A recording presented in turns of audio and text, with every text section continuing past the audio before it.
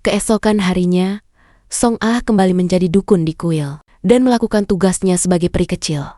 Namun, nampaknya Song Ah masih terbayang-bayang dengan kejadian kemarin bersama Gyong Yu hingga setiap kliennya yang datang. Selalu dia tanya tentang pendapat mereka. Tentang saat seorang pria menggenggam balik tangan seorang wanita, mungkinkah ada ketertarikan pria itu kepada wanita tersebut? Di tempat lain, Gyong Yu terlihat sedang melakukan latihan memanah. Begitu juga dengan Gyong Yu, yang tiba-tiba dirinya teringat dengan Song Ah dan membuat dia tidak bisa fokus memanah. Di tempat pemakaman nenek Gyong Yu, terlihat Yom Hwa mendatangi persemayamannya dan ternyata Yom Hwa ini mengenal nenek Gyong Yu. Sedangkan di rumah terkutuk yang kemarin Song Ah dan ibunya datang, terlihat mereka kembali ke sana. Namun ibunya memasang tali di pergelangan tangan antara dia dan ibunya dan juga menebar tanah merah di sekitar tempat tersebut. Ibu Song Ah berkata, mereka ke sana bukan untuk meminta bantuan hantu, melainkan Ibu Song Ah agak gugup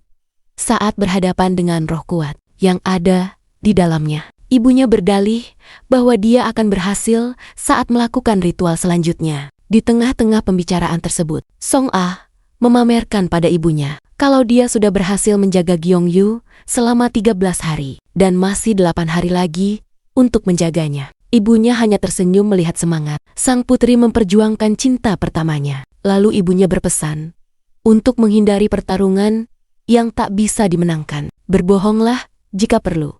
Entah apa maksud perkataan Ibu Song Ah tersebut. Di tempat yang sama, ternyata ada orang-orang yang membuat sebuah konten live streaming. Dan bertemulah mereka dengan Song Ah dan ibunya yang juga ada di sana. Ibu Song Ah menyuruh mereka untuk pulang. Namun nampaknya dua orang konten kreator tersebut malah menantang Song Ah dan ibunya sambil tetap memvideokan mereka. Akhirnya Song Ah dengan sengaja menunjukkan pedang sang ibu dan dua orang itu terjatuh. Lalu mereka kabur. Saat Song Ah dan ibunya berjalan untuk pulang, ternyata dua orang tadi itu bersembunyi dan mereka masuk lagi ke rumah terkutuk itu dengan sambil live streaming. Setelah mereka masuk, temannya itu ada yang menemukan cincin di sana. Dan seketika, suasana berubah menjadi mencekam. Dan pria tersebut kerasukan roh jahat. Keesokan harinya, Song Ah hendak memberikan sesuatu benda yang akan dijadikan jimat berbentuk manusia. Sesuai dalam buku tersebut yang memiliki bentuk mata, hidung, dan mulut. Tiba-tiba, dia menemukan sebuah pelembab bibir miliknya yang sesuai untuk dijadikan jimat. Song Ah bingung.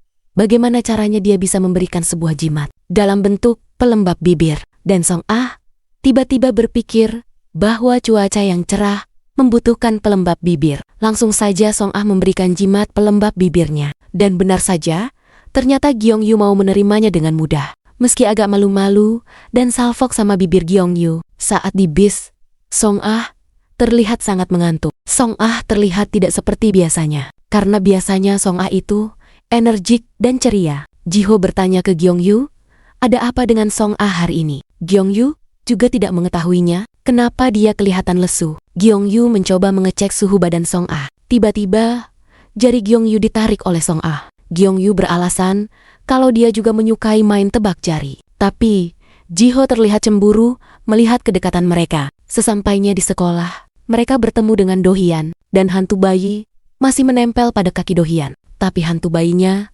terlihat sedang tidur nyenyak karena jimat yang dibuat Song Ah kemarin. Song Ah takut hantu bayinya pindah ke Gyong Yu. Song mencegah Gyong Yu dengan tidak sengaja menarik dasinya. Tapi terlihat Gyong Yu senang dengan hal itu. Jiho bingung dengan perubahan sikap Gyong Yu. Saat jam makan siang, Gyong Yu dan Jiho sudah menunggu Song Ah. Lalu Song Ah datang. Dia duduk di samping Gyong Yu. Ini membuat Jiho agak kesel, karena biasanya Song Ah itu duduk di sampingnya. Jiho mengomeli Song Ah untuk pindah. Tapi saat Song Ah akan pindah, tiba-tiba datang temannya dan duduk di samping Jiho. Dan juga Do Hyun yang duduk di samping Song Ah. Saat mereka akan makan, tim pembuli sekolah meminta pindah orang-orang yang sedang makan di meja seberang mereka. Di situ, Song Ah malah salfok sama hantu anjing yang ada di sebelah. Gyong Yu terlihat salah paham. Dia pikir, Song Ah ini senyum-senyum sama si ketua kelas Jin Un. Dia sekolah dua siswa tukang gosip sedang bercerita. Dia melihat video viral tentang rumah hantu, di mana konten kreatornya ditemukan sudah meninggal di sana. Berita ini viral, di mana di video tersebut terlihat si peri kecil. Temannya menyadari kalau yang ada di video ini mirip dengan Song Ah, sampai temannya ini berusaha menutup muka Song Ah. Dan benar saja, temannya merasa mirip sekali. Akhirnya, dalam kelas menjadi ramai. Setelah itu datang Jiho bersama Gyeongyu. Gyeongyu kesal terhadap siswa itu karena dia menuduh Song Ah. Dia kesal juga karena temannya ini juga yang menyebarkan rumor arsonis terhadapnya. Gyeongyu merasa ingin menghajarnya. Sepulang sekolah, tiba-tiba saja Gyeongyu bertemu Yeonhwa di dekat rumahnya. Gyeongyu juga mengenai Yeonhwa. Yeonhwa mengatakan, kenapa tidak memakai jimat? Dia juga menunjukkan foto-foto nenek yang telah bertuliskan jimat. Dan Yeonhwa juga mengetahui ayah Gyeongyu khawatir jika Gyeongyu ini muncul di hadapannya. Tapi masih jadi misteri di sini. Dan Yeonhwa langsung menaburkan garam ke badan Gyeongyu. Di tempat yang berbeda, Ibu Song Ah sedang berada di depan rumah kutukan itu. Yang ternyata polisi menemukan ada yang meninggal di sana. Ibu Song Ah tahu bahwa mereka datang kemarin malam, tapi mereka justru nekat masuk dan berakhir seperti itu karena tidak mau memakan korban lagi. Akhirnya, Ibu Song Ah dan juga Song Ah melakukan ritual untuk pembersihan di rumah itu. Mereka melempari kendi emas itu dengan garam. Lalu mereka membakar kertas putih yang dibakar untuk membersihkan kotoran. Saat Ibu Song Ah membakar kertasnya, tiba-tiba dia teringat dengan masa lalunya bersama dengan Yeonhwa. Entah bagaimana, Yeonhwa dan Ibu Song Ah seperti dukun yang bertolak belakang, hingga tangannya terluka akibat api tersebut, dan memutuskan untuk tidak melanjutkannya dan memilih untuk pulang. Saat Song Ah dan ibunya hendak di perjalanan pulang, tiba-tiba bertemu dengan Gyeongyu yang baru saja akan pulang. Seketika, Song Ah berbalik badan dan meminta ibunya untuk segera pergi, karena di belakangnya ada Gyeongyu. Saat hendak pergi dan berlari dari Gyeongyu, tiba-tiba saja Gyeongyu mengejar mereka dan menghentikan mereka. Gyeongyu berkata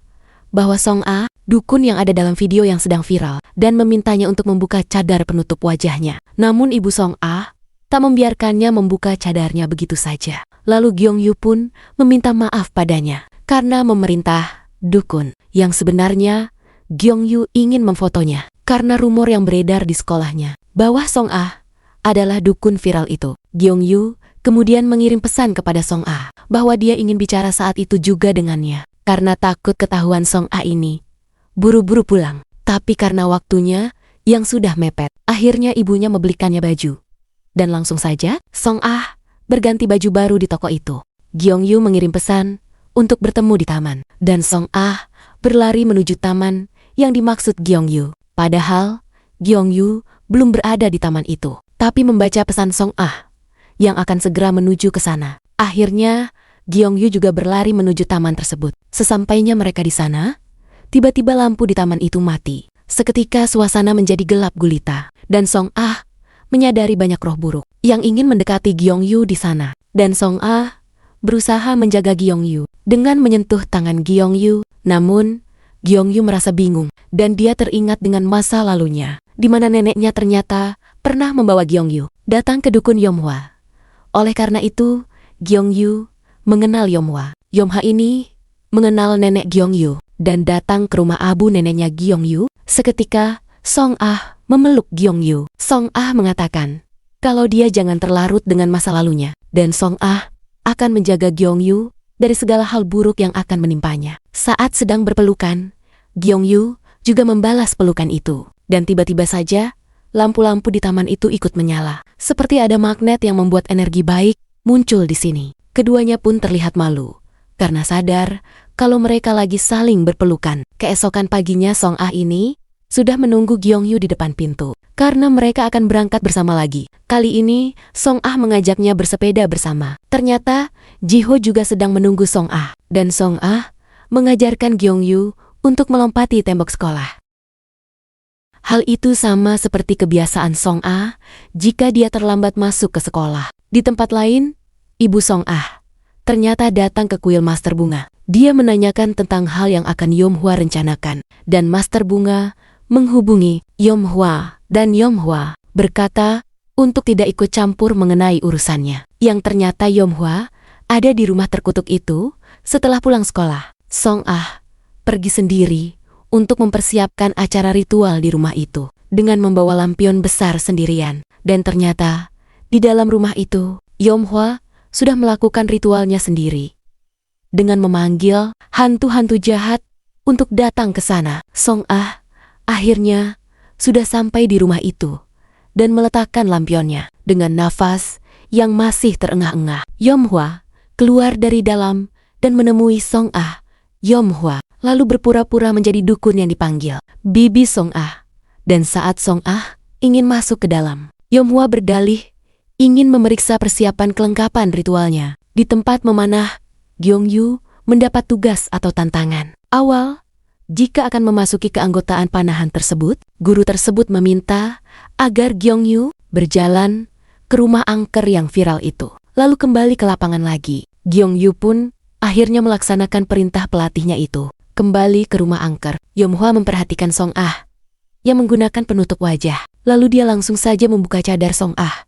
Song Ah merasa tidak nyaman dan meminta cadarnya dikembalikan, namun Yom Hwa memintanya untuk melakukan sebuah tarian. Hingga akhirnya Song Ah menyetujuinya dan menarilah mereka dengan menggunakan lampion itu. Dan benar saja, Gyeongyu juga sedang menuju ke rumah angker itu. Saat berjalan menuju rumah itu, Gyeongyu sambil memikirkan Song Ah yang membuatnya tidak takut karena di pikirannya ada gadis yang berjanji untuk mendampingi dirinya. Song Ah menari dengan Yom Hwa, terlarut dengan suasana saat menari, membuatnya begitu lincah saat memainkan lampion tersebut. Selesai menari, hal yang mengejutkan pun terjadi. Gyeongyu sudah sampai di sana dan melihat Song Ah tanpa cadar menggunakan baju dukun peri kecil. Hal itu membuat Gyeongyu kaget dan terdiam.